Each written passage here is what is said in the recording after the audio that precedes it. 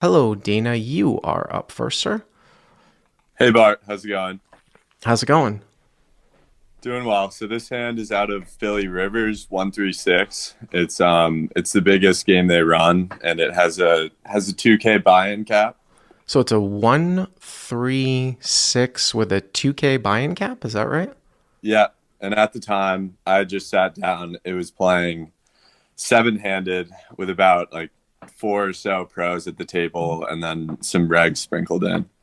All right. So let me just get my setup here. So 136 Philly Rivers, right? Correct. All right. So 136 with a 2K buy-in. That's an awesome buy-in cap for such a game. And how deep are you guys? So this hand is 900 effective. So you're 900 effective. Okay.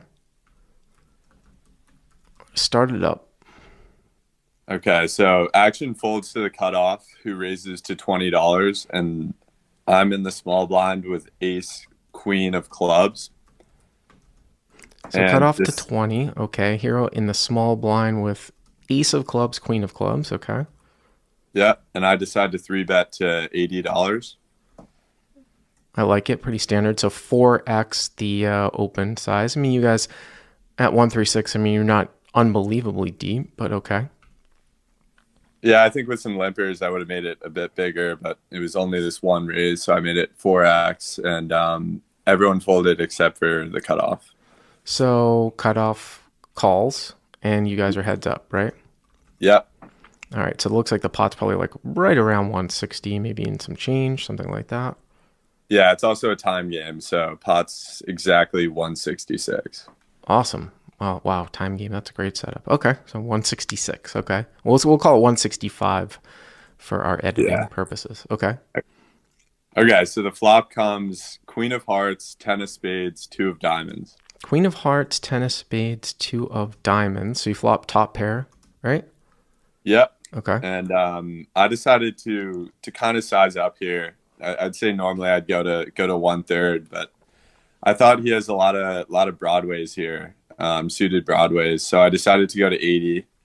I bet 80, and the cutoff calls.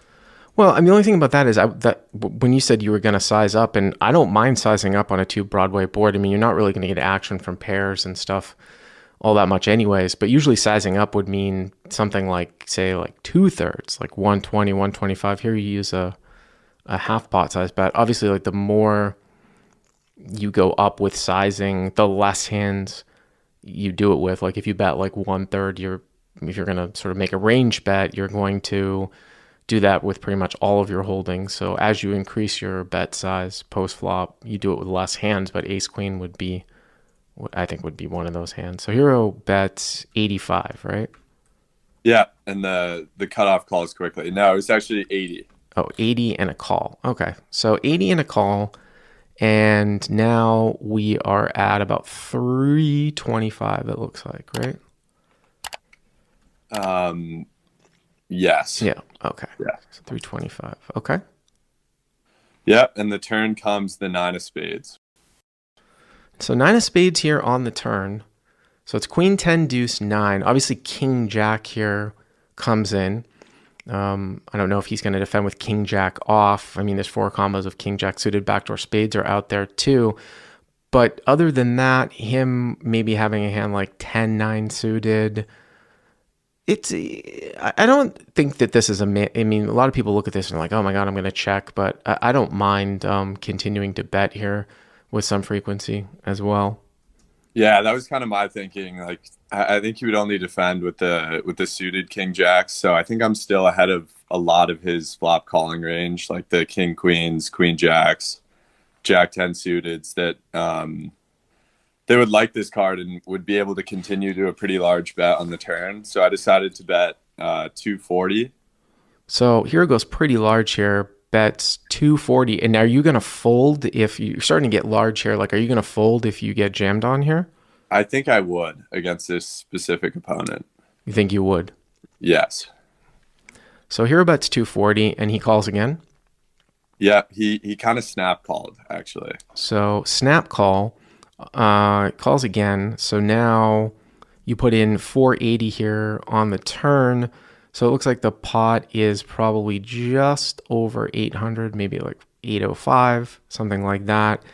And you guys have less than 600, right? I Yeah, mean, maybe like 500. 580. Yeah, 580 left, something like that. Now, one of the things I would look at here too, the queen is not a spade. I think a spade here at the end is not going to be a great card for you. And then obviously any of these types of like middling cards, like a jack, a king, any of these one-liners that come out. A 10 is interesting here because you use such large sizing here on the turn. I think you might start to fold out those 10x. I mean, I guess you could have like a jack 10, which would obviously be 10x with an open-ended, but it'll be interesting to see what the river here is. Yeah, so the river comes to two of clubs, which, Okay. as you said, there were a lot of bad cards. This was definitely not one of them. No, definitely not one of them. So you have 580 left and the pot is 805. Okay. Yeah, and I was thinking with the snap call on the turn that I think I'm ahead of a lot of his range. And now I even beat 9-10 suited Uh-huh. if he had called that. So I was thinking like all his king jack would have thought about a raise on the turn. So I think he has a lot of king queen and a lot of queen jack here. So I decided to jam my remaining 580 in. So hero jams, huh? Yeah. Hero jams. I mean, the only thing that I would say here, obviously, what I would say here is that I would much rather have an overpair here. I would much rather have like aces or kings to unblock, him having a queen, right? So, I mean, obviously, you're trying to target king, queen, queen, jack, things like that. With that being said, though, if a guy is gonna here's my thought on this, right? If he's always gonna call down with a queen, you're really going for thin value. And then the other thing too is you sort of have this psychology of, do other players in the pool go this thin with one pair of types of holdings, where if somehow he was still around there on the 10, on the turn with a 10 because he didn't believe you, maybe he makes like a hero call here at the end, thinking, oh, you've been barreling off like ace jack, ace king the entire way. It's not the craziest thought if somebody actually calls down here with a 10 in their hand, although their kickers would probably block some of those like straightening cards that you might be, say, like barreling off with. But I would say it's pretty thin. If you had like maybe half pot size bet left, it would be a little bit better. But I mean, you tried to shape it as close as possible. Like I said, I think if a backdoor spade came, then this would probably be way too thin. But I don't have an issue with it. I mean, I think we're always going for that threshold where in order for this bet to be profitable, we need to get called and be good more than, say, 50% of the time. I like to say 60 because you'll lose some of the time when when you size up. So it really depends on like the sizing types of situations. But I think that could definitely be a possibility. But you will call and lose a fair amount of the time here. But as long as it's over that threshold, it is a plus EV bet, even if it's a few dollars. Yeah, and this game was a little bit big for me too. So I was almost thinking I can't be scared money. So that almost influenced me to jam this more thin, because I think from the regs point of view, I would only really be doing this with a hand a lot better or absolutely nothing. So I could get looked up by maybe even like a jack 10 or king 10 or any queen. So, well, you're trying to look pretty polar here. So yeah. When you look polar, like I said, I mean, it fits into what I said before, right? When you look polar, you're going to get bluff caught. Now, somebody in the live chat says that if nothing, Speaks Truth says nothing we beat with top calls any river bet. Well, obviously, me and the caller 100% disagree, right? I mean, yeah, I think he's gonna get looked up by a queen for sure. This is why I like this play with with overpairs to unblock a queen. There's just no way that you're gonna tell me someone's gonna fold out like a queen jack or king queen here. I mean, maybe once in a while if you run into like a serious player that's capable of making laydowns. I just don't buy it here at 136, and the caller's trying to make himself look as polarized as possible. So what ended up happening? Yeah, so the villain called Okay. pretty quickly actually. I show the ace queen, he shows me a king and mucks his cards. He shows a king. Yes. Wow. Well, nice value bet there. Yeah, so Hero I'm wins. I assuming he assume had he king had king queen queen. there. Yeah, Hero must. wins and villain flashes a king. Nicely done. I mean, like I said, if you have to value own yourself some of the time to get really, really thin value.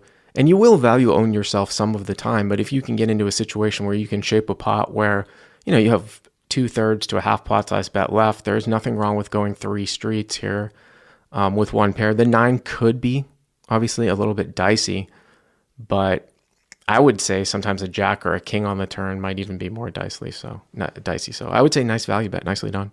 Yeah, I think the timing tell on the turn really, really made me jam that. I think I'm not jamming that in all scenarios. Yep. Well, thanks for the call, Dean. I appreciate it. Thanks, Bart. Alrighty.